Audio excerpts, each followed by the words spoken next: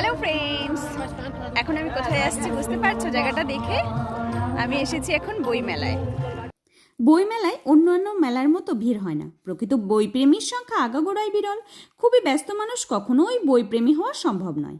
এই ধরো ration dealer, বড় জামা কাপড়ের দোকানের মালিক, 5 স্টার হোটেলের মালিক, এরা কখনো বইপ্রেমী হবে? এরা হবে বিজনেস আর মানি প্রেমী। আমার ধারণা যারা বইপ্রেমী হয় তাদের জীবনধারায় সর্বত্র ব্যালেন্স রয়েছে, যার জন্য বইপ্রেমী হওয়া সম্ভব। আমরা ছোটবেলায় ডিকশনারি ঘেটে কত মানে বের করেছি, এখন বইয়ের প্রয়োজনীয়তাও কত কমে যাচ্ছে। মোবাইলে সার্চ করলেই সব কিছুর মানে জানা যায়।